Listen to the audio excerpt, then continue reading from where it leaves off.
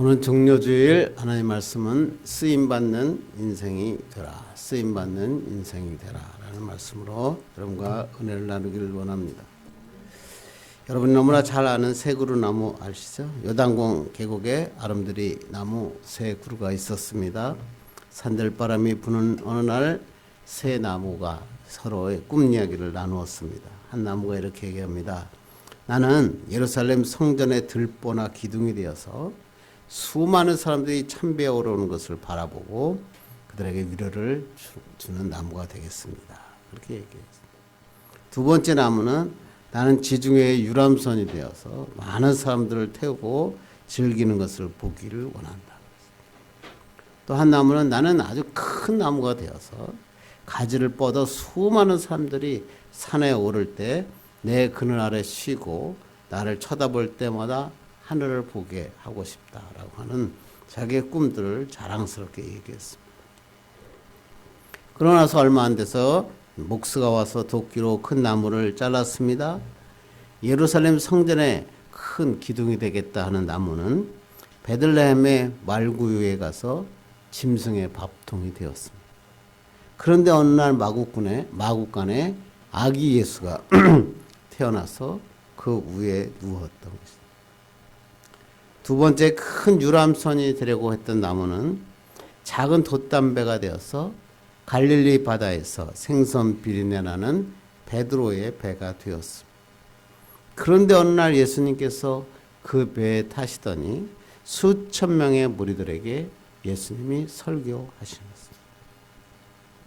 세 번째 수많은 사람들이 그늘이 되고 하늘을 쳐다보게 하는 나무가 되겠다라고 했던 그 나무는 조각조각 잘라져서 십자가 되어 골고다 언덕에 세워졌습니다. 그런데 어느 날 주님께서 그 십자가에 못 박혀 죽었습니다. 그들이 원했던 꿈은 아니었지만 하나님 앞에 주님께 쓰임받는 나무들이 되었다라고 하는 이야기입니다. 자기가 원하는 큰 꿈을 이루지 못했지만 예수 그리스도를 모신 구유가 되고 예수 그리스도의 복음을 전하는 돛담배가 되고 예수님이 못 박히신 십자가 되어서 주님을 위해 쓰임 받았다면 이 나무들은 더 큰 영광이 없었을 것입니다. 우리도 마찬가지죠.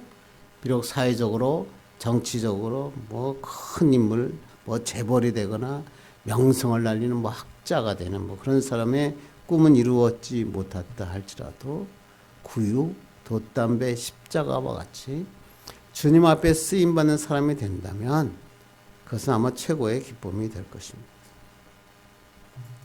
저는 옛날에 들었던 이야기인데 이 이야기만 들으면 참 가슴이 많이 마음에 남는 게 있습니다.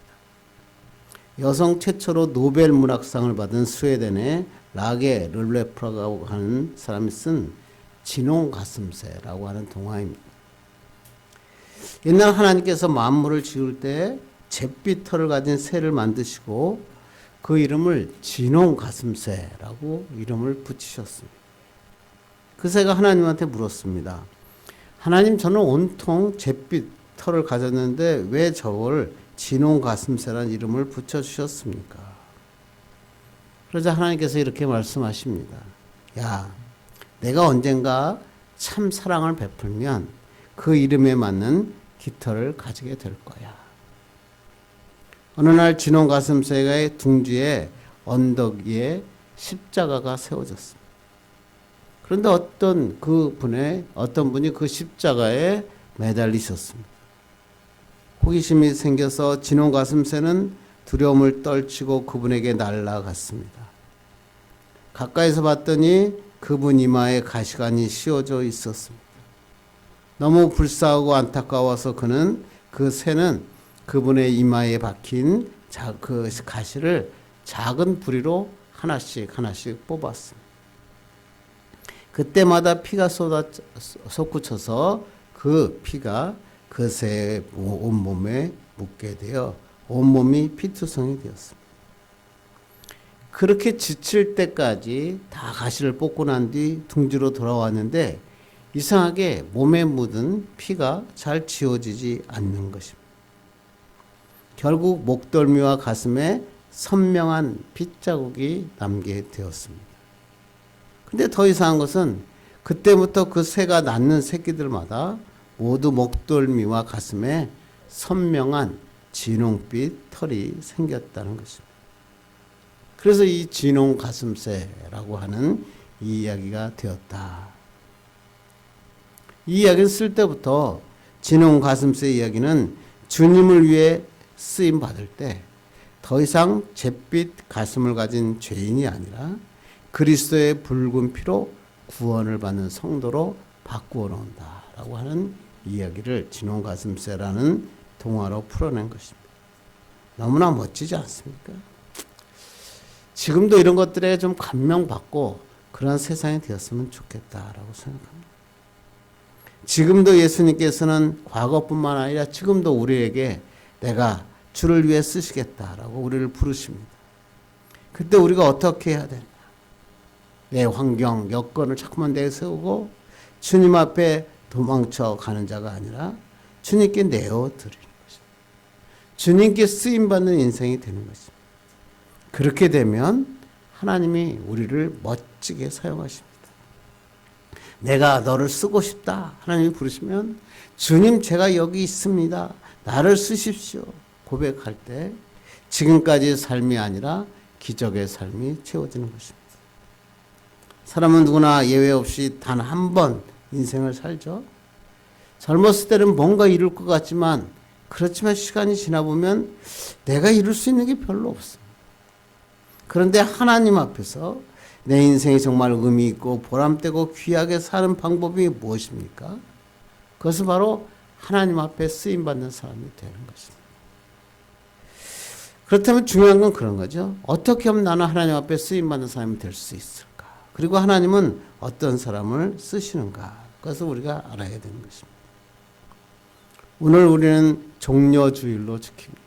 종려주일은 교회가 지키는 날이고 예수님께서 우리 죄를 대속하기 위해서 십자가에 놀라운 그 일들을 계획하시고 예루살렘에 입성한 날을 기념하는 것입니다.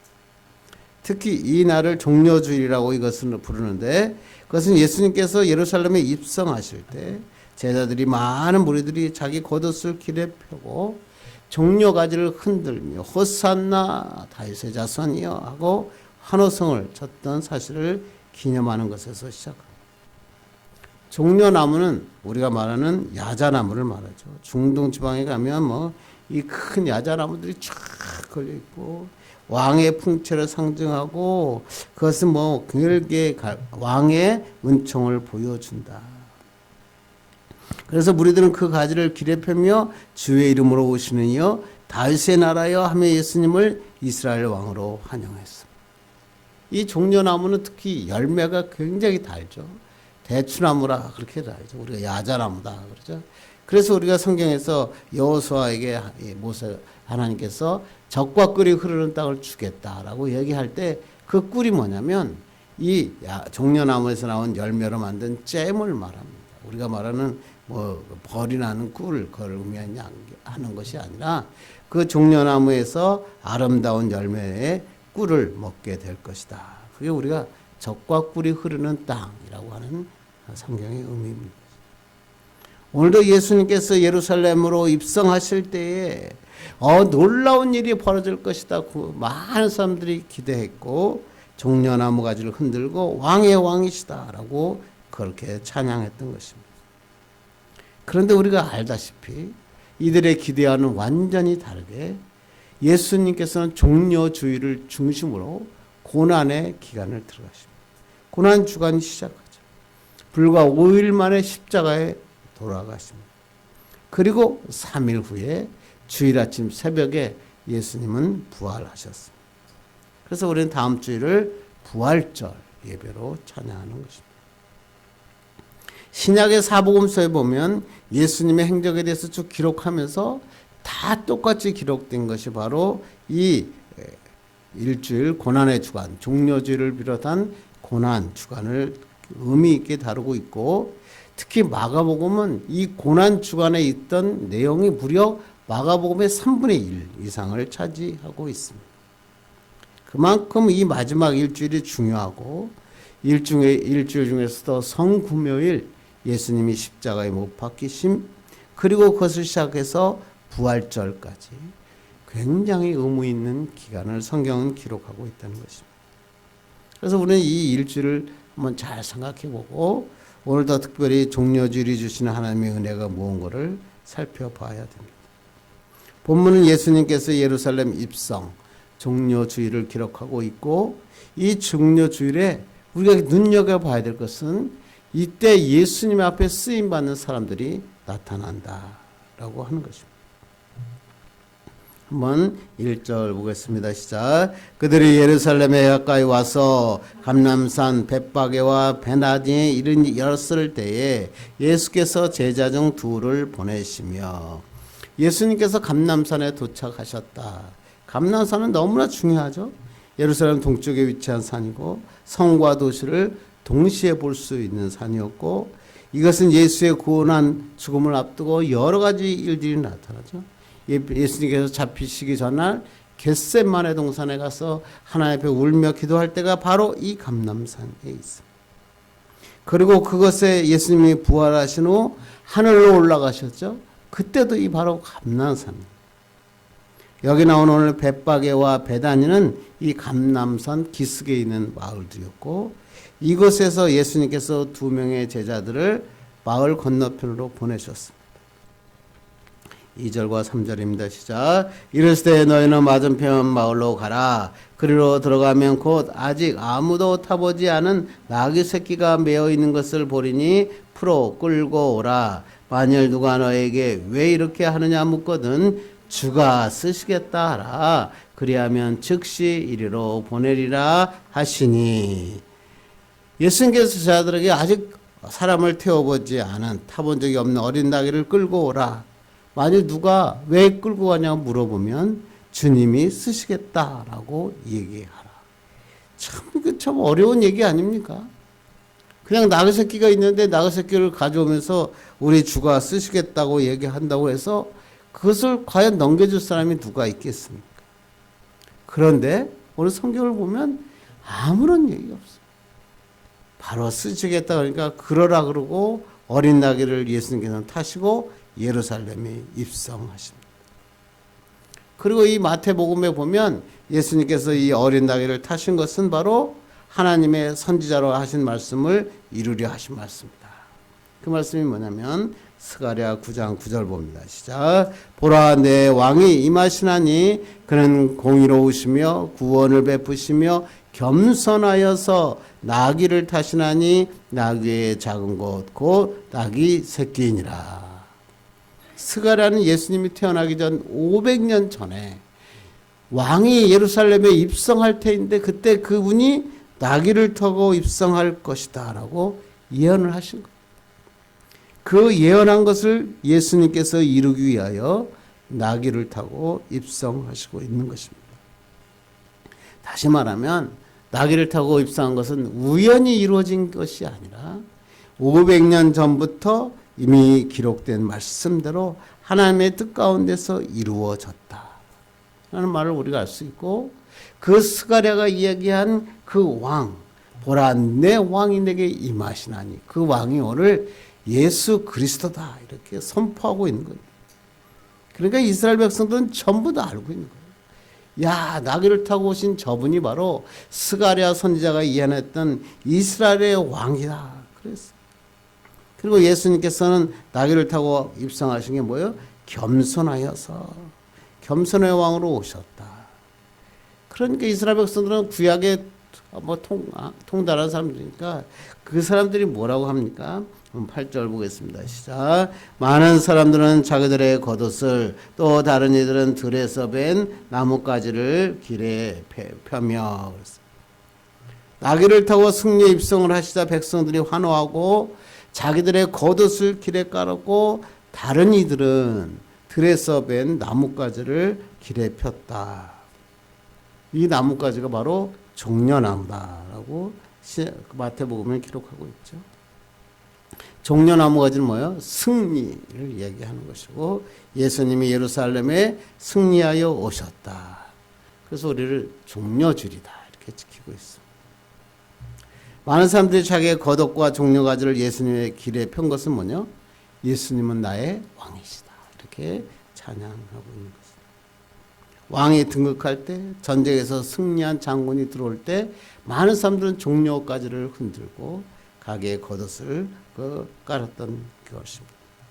그때 어떤 자들이 이릅니다. 9절로 10절입니다. 시작. 앞에서 가고 뒤에서 다른 자들이 소리 지르되 호산나 찬송하리로다. 주의 이름으로 오시는 이여 찬송하리로다. 오는 우리 조상 다윗의 나라여 가장 높은 곳에서 호산나 하더라. 예루살렘에 들어올 때 백성들은 호산나. 호산나가 뜻이 뭐죠? 우리를 구원하소서. 예수님을 왕으로 초대하고 왕이시여 나를 구원하여 주소서 그렇게 외쳤던 것입니다. 하나님께서 다윗을 통해서 약속하셨던 그 메시아, 그 왕, 그 분이 바로 예수님이다. 들은 외쳤던 것입니다. 사실 이전에도 예수님은 놀라운 능력을 행하셨죠. 오병이어의 사건도 일으켰고 눈먼 자를 세우시기도 하고 죽은 자를 일으키시기도 하셨습니다. 그러나 전부 다 뭐라고 했어요? 비밀로 하라. 그렇게 얘기하셨어요. 그런데 오늘은 이때부터는 공개적인 일을 하십니다. 이스라엘 왕으로 입성하시는 것입니다. 왜 그럴까요? 지금부터 하는 모든 일은 하나님의 놀라운 축복과 역사가 일어나는 시간이다라고 얘기하는 것입니다. 그래서 이 예루살렘에 입성하실 때 그 예수님께 쓰임받는 사람들이 오늘 성경은 나열되고 있고 이 사람들은 어떻게 해서 예수님 앞에 쓰임받는 사람들이 되었을까? 우리는 어떻게 하면 하나님 앞에 쓰임받는 사람이 될 수 있을까? 오늘 한번 본문을 통해 살펴보고 은혜 받기를 바랍니다. 첫째 참 우리가 알 수 있는 것은 주님께 쓰임받은 나귀. 본문을 보면 예루살렘 입성을 하는데 제일 첫 번째 주님께 쓰임받은 나귀와 나귀 주인이에요.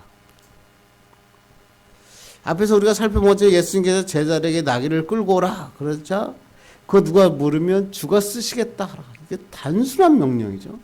근데 있을 수 없는 명령이에요. 나귀가 얼마나 비싼데 나귀를 주님이 쓰시겠다고 그냥 줄 사람이 없어요. 그런데 제자들을 보십시다. 4절로 한번 6절 봅니다. 시작. 제자들이 가서 본즉 나귀 새끼가 문 앞거리에 매여 있는지라 그것들을 보니 거기 서 있는 사람 중 어떤 이들이 이르되 나귀 새끼를 끌어 무엇 하려느냐 하매 제자들이 예수께서 이르신 대로 말한데 이에 허락하는지라. 저는 4절 말씀을 보면서 여러 가지 생각이 들었어요. 4절 보면 제자들이 가서 본즉 예수님께서 가서 새끼 나귀를 가져오라. 그리고 그 주인한테 주가 쓰시겠다 하라 그랬는데 의문사항이 없어요. 제자들이 가서 본즉 간결하죠. 제자들은 무조건 순종했다. 순종하여 말씀대로 갔더니 나귀 새끼가 매여 있었어요. 그래서 그것을 풀었어요. 잘못하면 도적으로 몰릴 수 있는 일이잖아요. 그런데 예수님이 하라고 하신 대로 하니까 거기에 있는 사람들이 와서 어디에 쓰려고 하느냐. 거기 서 있는 사람이라는 단어가 성경에 기록되어 있죠. 여기 누가복음은 임자라고 적혀 있습니다. 뭐예요? 나귀의 주인. 그러니까 나귀의 주인이 와서 얘기합니다. 어디서 풀어서 무엇을 쓰러 하려냐. 그때 제자들이 주님이 쓰시겠다. 그러자 나귀 주인들이 허락했다. 이건 뭐 엄청난 사건이죠. 어떤 주석들을 보니까 뭐 예수님께서 미리 가서 다 나귀를 준비하고 주인들에게 값을 지불한 다음에 제자들에게 가게 했다. 뭐 이렇게 참 민간적인 생각으로 적혀 있는 주석들도 제가 찾아봤습니다. 하나님의 의미를 이렇게 인간적인 생각으로 바꾸어 놓는 사람들이었어요. 그러나 이것은 그런 게 아니라 예수님이 하시고 하나님이 계획하신 일인데 그까짓 거 못하시네. 하나님이 하니까 그대로 됐어요. 나귀도 봅시다. 이스라엘 사람들에게 아주 유용한 동물이죠. 사람을 태우고 짐도 나르고 농사일도 거두는 쓰임받는 거죠. 그런데 성경의 나귀는 아주 뭐예요? 부정한 동물로 취급받고 있어요. 그래서 나귀를 첫 새끼를 나면은 어린 양으로 대속을 받아야만 이 나귀가 활동을 하게 됩니다. 그러니까 나귀는 뭐예요? 아주 부정한 동물이다. 많은 전쟁의 상징이다. 그러면 나귀는 지금 작고 연약하니까 겸손한 자들이 타니까 아주 평화의 상징이고, 그런데 하나님께서는 말이 아니라 나귀를 주의 도구로 사용하고 있다. 특히 나귀는 아주 고집이 센 동물이죠. 한번 수가 틀어지면 자신이 하고 싶은 마음대로 합니다. 아무리 채찍을 들어 때려도 아무리 달려도 이 나귀가 한번 고집을 피우면 어쩔 수가 없다. 그래서 이제 이스라엘에서는 고집이 센 사람을 갖다가 나귀와 같은 사람이다라고 이야기합니다. 특히 사람을 한 번도 태워보지 않은 나귀 새끼에게 사람이 타면 나귀 새끼는 절대로 말을 듣지 않는다. 그런데 어떤 일이 일어납니까? 그러면 7절 보겠습니다. 시작. 나귀 새끼를 예수께로 끌고 와서 자기들의 겉옷을 그 위에 얹어 놓음에 예수께서 타시니. 아직 사람을 태워보지 않은 나귀 새끼인데 그대로 타니까 나귀가 순종한 거예요. 그 고집스러운, 아직 한 번도 사람을 태워보지 않은 나귀 새끼가 예수님이 타시니까 그냥 등에 태우고 고삐를 누구한테? 예수님께 맡긴 거예요. 나귀의 고삐를 주님께 맡긴 거예요. 놀라운 일이 아닙니까? 그러자 어떤 일이 나요? 나귀 새끼를 타고 예수님이 환호하는 군중들 사이로 묵묵히 걸어가십니다. 놀라운 순종이 일어나니까 놀라운 영광스러운 장르가 펼쳐집니다. 누가 나귀를 보면서 박수 칠 사람이 있고 나귀를 보면서 호산나 부를 사람이 있겠어요. 그런데 주님께 내 고삐를 넘겨드리고 고집을 버리고 말씀에 순종하니까 이러한 주님께 쓰임받는 존재가 되었다는 것이죠. 죽을 때까지, 태어나서 죽을 때까지 무거운 짐만 운반하던 나귀의 일생이 주님께 쓰임받으니까 영광스러운 자리에 서게 되는 것입니다. 사람들이 겉옷을 그 위에 덮고 밑에다 깔고 종려나무를 흔들고 환호하는데 그 예루살렘으로 들어갑니다. 이 나귀는 주님을 태운 나귀 새끼라는 이름이 붙여지게 되고 지금까지 종려주일만 되면 이 나귀에 대해서 이야기하는 것입니다. 아마 나귀의 역사 중에 이러한 나귀는 아마 아무것도 없었을 것입니다. 그렇다면 이 어린 나귀가 이런 영광을 받고 하나님께 쓰임받는 것 이유가 뭡니까? 잘났기 때문에? 아니 무슨 특별한 무슨 능력이 있어가지고 그런 겁니까? 그렇지 않죠. 주님이 선택하시고 주님을 선택하시고 나귀는 거기에 순종. 이럴 때 하나님의 역사가 일어나는 거죠. 우리도 마찬가지죠. 우리도 어리석고 고집 세고 이기적이죠. 완고하죠. 죄종이 돼도 이거 어쩔 수 없습니다. 그러나 주님이 쓰시면 달라지는 거예요.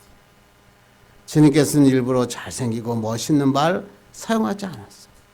고집 세고 완악한 나귀를 선택하신 것입니다. 진정한 나귀를 주님의 것으로 구별하여 사용하실 때 나귀는 하나님의 영광을 보여줄 수 있었다는 것입니다. 그런데 이 주님을 따르는 일은 쉬운 일이 아니었죠. 나귀가 자기의 고삐를 주님께 처음으로 맡긴다는 것은 힘들고 어려운 일이었을 것입니다. 그래서 예수님도 우리의 성도의 길을 십자가의 길, 고난의 길이라 그래요. 그런데 고삐를 주님께 맡기고 순종했더니 기적이 일어났다. 우리도 우리 인생의 고삐를 주님께 맡기고 주님을 우리 등에 태우고 하나님의 쓰임받는 자 되기를 주님의 이름으로 축원합니다. 제가 이것을 보다 인터넷으로 한번 또 찾아봤더니 인터넷에 다이아나가 입었던 드레스와 가운이 경매에 팔렸는데 얼마인 줄 아십니까? 29억. 엄청난다. 시중에서 사면 아무리 비싸도 그냥 몇백만 원이면 아니면 몇십만 원이면 살 수 있는 건데 다이아나가 입었다 그래서 그게 경매에 29억 원에 판매되었다. 그리고 그 밑에 줄에 보니까 36살에 자살한 마릴린 먼로가 입었던 속옷이 우리나라 돈으로 5천만 원에 팔렸다. 이 옷은 마릴린 먼로가 백만장자와 결혼하는 법이라는 영화를 찍었을 때 입었다. 한번 마릴린 먼로가 입었다는 그 이유 때문에 고가로 팔린 것입니다. 똑같은 물건인데 누가 입었냐, 누구에게 쓰임받느냐에 따라서 가치가 달라진다. 그릇도 마찬가지죠. 그릇의 가장 가치는 뭐예요? 그릇에 뭐가 담기느냐. 그게 중요하죠. 같은 그릇도 밥을 담으면 밥그릇 되고 국 담으면 국그릇 됩니다. 보석을 담그면 보석하면 돼요. 칼도 마찬가지죠. 누구 손에 그 칼이 맡겨지느냐. 의사의 손에 맡겨지면 사람을 살리는 도구가 되죠. 요리사의 손에 맡겨지면 맛있는 요리를 만드는 도구가 되죠. 그런데 강도의 손에 맡겨지면 사람을 상하고 해치는 무서운 흉기가 되는 거예요. 이와 같이 그릇도, 이와 같이 의회에서 칼도 다 맡기는 것입니다. 우리도 특별히 내가 누구에게 들려 쓰임받느냐에 따라 달라지는 것입니다. 오늘 돌잔치 재밌는 얘기가 있더라고요. 돌잔치가 있어서 주인공 아기를 위해서 많은 스님들이 찾아왔고 막 좋은 선물들이 많이 들어왔습니다. 그런데 어떤 사람이 아주 예쁜 부채를 가지고 아기를 주었습니다.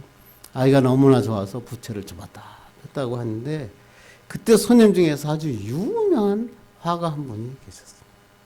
이 화가는 아이에게 선물을 준비하지 못해서 어떻게 할까 그러다가 그 부채를 보고 그 부채에다가 멋진 그림을 그려주겠다. 그리고 거기다 사인을 해주겠다고 생각했습니다.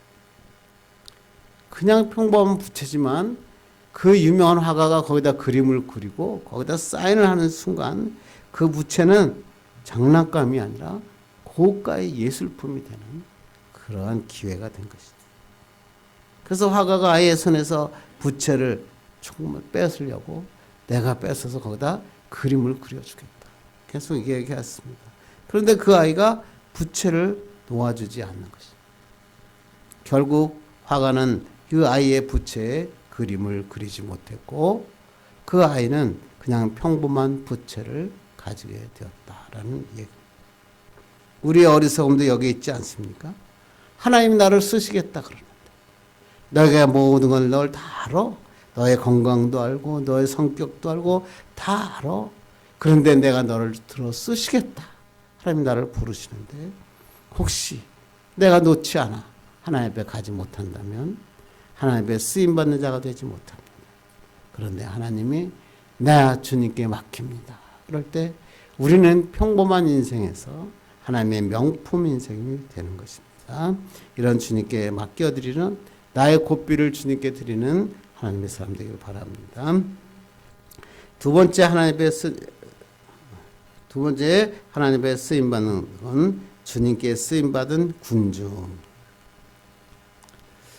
예루살렘에 입성할 때 나귀와 나귀 주인이 쓰임받았을 뿐만 아니라 두 번째에 사람들이 나오는데 오늘 성경에 보면 많은 사람들과 군중이라는 단어가 나옵니다. 우리 한번 8절 보겠습니다. 시작. 많은 사람들은 자기의 겉옷을 또 다른 이들은 들에서 벤 나뭇가지를 길에 펴며. 우리가 그냥 평범하게 읽어갈 수 있는 성경 구절이지만 가만히 읽어보면 많은 사람들은 겉옷을 길에 깔았고 다른 이들은 나뭇가지를 길에서 베어서 와서 폈다 그랬어요. 많은 사람들은 뭐냐면 지금까지 예수님의 추적하면서 계속 오병이어 사건, 나사렛 사건 이것들을 계속 갈릴리에서부터 여리고까지 계속 따라오면서 예수님의 이적도 보시고 행한 것을 보는 그런 사람, 삭개오 사건도 받고 소경 바디메오 사건도 복격한 사람들입니다. 그들이 예루살렘에 드디어 나귀를 타고 입성하시니까 그 놀라운 예수님의 기적과 행적을 보면서 자기들이 옷을 벗어가지고 길에다 폈다 깔았다 그러죠. 그러니까 이해가 가죠. 그런데 보니까 또 다른 이들이라고 하는 성경에 나오는데 이들은 들에서 벤 나뭇가지를 가져왔다.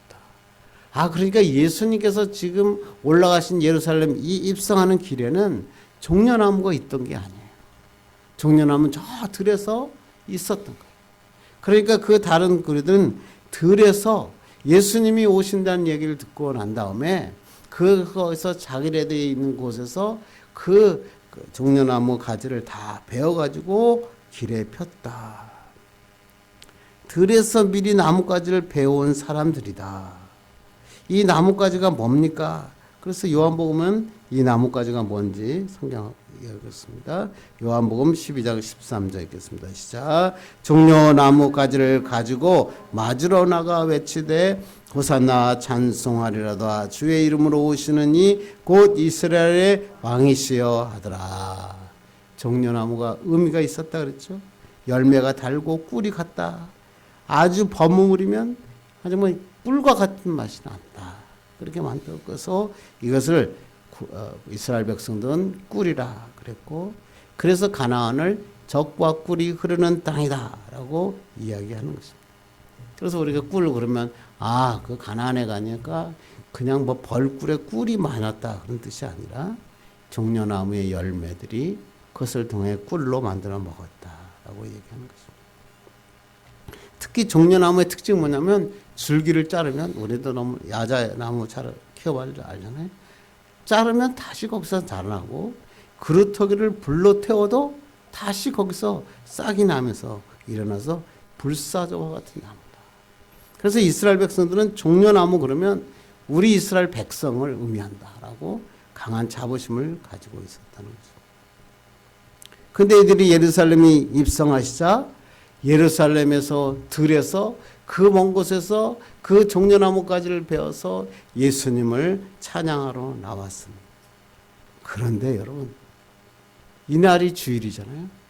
그런데 이제 5일 만에 이들이 어떻게 바뀝니까? 요한복음 19장 6절 보겠습니다. 시작. 대제사장들과 아랫사람들이 예수를 보고 소리질러 이르되 십자가에 못 박으소서 십자가에 못 박으소서 하는지라. 예루살렘에 입성하신 게 주일이었어요. 불과 5일 만에 그들이 뭐라 그래요? 예수님을 향해서 예수님을 십자가에 못 박으소서라고 외치는 것입니다. 왜 이렇게 외쳤을까요? 왜 갑자기 이 사람들의 생각이 돌변했을까요? 그들은 그들이 원하는 메시아가 아니었기 때문에. 그들이 원했던 메시아는 뭐예요? 자기의 굶주림을 해결해주는 빵의 메시아. 로마에서부터 완전히 해방시켜줄 정치적 메시아를 원했습니다. 그래서 예수님이 이 예루살렘에 들어오시면 우리의 모든 굶주림을 해결하시고 로마를 무찌르고 새로운 국가로 강하게 하실 것을 믿고 그들은 종려나무 가지를 흔들고 호산나 호산나 찬송하고 바리새인들과 종교제자들을 싹 쓸어버리고 새로운 세대가 올 것이다라고 그들은 믿었기 때문에 그렇습니다. 그런데 예수님이 오시고 예루살렘에 입성하고 난 다음에 로마 병정들에게 잡혀가고 모진 고난을 당하고 밧줄에 묶이고 피를 흘리니까 법정에 서는 거예요. 불과 며칠 전에 겉옷을 깔았던 그 사람들, 종려가 나무가지를 펴고 호산나를 외쳤던 사람들이 절망했어요. 그래서 아예 예수님을 십자가에 못 박으라. 그들이 예수님을 죽여야 한다는 걸 내 기대가 충족되지 않는다. 예수님을 내가 원했는데, 그런 왕을 원했는데 그렇다는 거죠. 무슨 얘기를 하는 거죠? 예수님이 말하는 승리와 세상이 말하는 승리가 달랐다는 거죠. 예수님은 예루살렘에 입성하시면서 십자가 사건을 완성시키시죠. 그래서 거기 있는 유대인 이스라엘 사람들만을 위한 것이 아니라 온 지구상에 죄받은 모든 백성들을 구원하는 일을 하나님은, 예수님은 이루셨다. 이게 바로 예수님이시죠. 그런데 이 시대의 많은 사람들이 바로 이 많은 군중들과 똑같습니다. 예수님을 환영하고 호산나 호산나 찬양했던 많은 사람들이 예수의 앞에 나왔는데, 예배는 드렸는데 결국은 실패합니다. 왜? 신앙생활에 자기가 원했던 예수님이 나타나지 않기 때문에 그렇습니다. 결국 예수님을 바로 알지 못하면 예수님 앞에 실망하고 마는 것입니다. 심지어는 배반합니다. 성공적인 정치적인 입지를 위해서 주님을 이용할 수는 있지만 주님의 진정한 쓰임받는 자가 되는 것은 어렵다는 것입니다. 우리는 예수님을 믿어야 돼요. 예수님이 하시고자 하는 뜻이 무엇인가를 바로 알아야 되는 것입니다. 우리가 기도할 때 중요한 건 뭐예요? 내 뜻을 이루기 위해서 기도하는 게 아니에요. 나를 통해서 하나님의 뜻이 이루어 주십시오. 기도할 때 축복의 역사가 일어나는 것입니다. 윌리엄 보든이라고 하는 사람은 참 이야기를 할 때마다 가슴이 아프죠. 이 선교사가 쓴 책 중에 남김없이 후퇴 없이 후회 없이라고 하는 책이 있습니다. 윌리엄 보든은 억만장자 낙농그룹 보든가의 아들로 태어났고요. 그 어머니가 그를 사랑으로 안고 신앙을 가르쳐서 예수 그리스도를 영접해서 믿음 생활을 잘했습니다. 고등학교를 졸업하고 세계 여행을 했는데 예수 그리스도를 알지 못하고 죽어가는 많은 사람들을 보고 충격을 받습니다. 그리고 빌립보서 1장 21절에 이는 내게 사는 것이 그리스도니 죽는 것도 유익함이라. 이 말씀 붙잡고 그 젊은 나이에 세계 선교의 꿈을 갖고 예수님께 드리기로 결단합니다. 얼마나 공부를 잘했는지 예일대에 들어갔는데 장학생이 됐고 사람들을 모아놓고 성경 읽기를 하고 기도 모임을 했는데 글쎄 예일대학 역사상 있을 수 없는 사건이 일어납니다. 무려 기도 모임이 1000개가 만들어집니다. 예일대학을 졸업하고 프린스턴 신학대학을 졸업하고 본격적인 중국의 무슬람에 대한 선교를 하기 위해서 이집트에서 아랍어를 공부하러 갑니다. 그런데 거기서 뇌막염에 걸립니다. 25세라는 젊은 나이에 카이로에서 하나님께 돌아갔어요. 그가 죽은 후 그의 성경책이 발견됐고 어머니에게 전달됐어요. 그런데 그 어머니가 그 성경책을 쫙 펴니까 그 성경책에 3가지 단어가 쓰여 있었습니다. 남김없이 다 드립니다. No reserve. 결코 물러서지 않겠습니다. No retreat. 결코 후회하지 않겠습니다. No regret. 3가지 문장이 그 성경책에 발견돼요. 어머니는 너무나 눈물을 많이 흘렸겠죠. 대부호의 자녀로 남부러졌게 태어난 이 보드는 자신의 모든 기회, 권리, 모든 것을 하나님께 드린 것입니다. 그가 남긴 말이 남김없이 후회 없이 후퇴 없이 주님이 주신 인생을 살겠습니다. 그래서 그의 이집트에 있는 묘비에는 이렇게 쓰여 있다 합니다. 그리스도 안에 있는 사람. 그는 일어나 모든 것을 버리고 주님을 따랐던 사람. 주님께 쓰임받은 사람. 자신의 이익이나 명예를 위해 산 것이 아니라 주님을 위해 산 보든이 있었습니다. 이것이 바로 하나님 앞에 쓰임받는 자입니다. 우리도 하나님을 바르게 알고 하나님 앞에 쓰임받는 자가 되어야 합니다.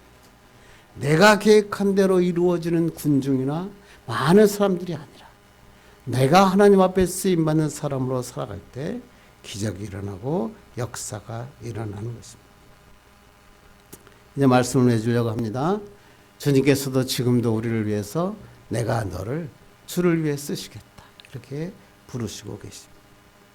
그런데 이게 말처럼 쉬운 일이 아닙니다. 이 나귀가 자기가 고집을 꺾고 아직도 태워보지 않은 사람을 자기가 그 말에 고삐를 넘겨드리고 순종하는 거 쉬운 일이 아니었겠죠. 자기의 죄성, 인간성 뭐 이런 걸 버려야 되잖아요. 이기적인 생각을 버려야 되는 거예요. 그런데 오늘 이 모든 것을 버려 인생의 고삐를 주님께 맡겼더니 하나님이 쓰신 거예요. 또 예수 믿고 신앙생활을 하면서도 내 뜻을 위해서 하나님을 사용하는 게 아니라 하나님의 영광을 위해 쓰임받는 자가 되게 해달라고 기도할 때 역사가 일어납니다. 우리 이러한 하나님의 쓰임받는 자 되기를 주님의 이름으로 축원합니다. 기도하겠습니다. 하나님 감사합니다. 오늘도 하나님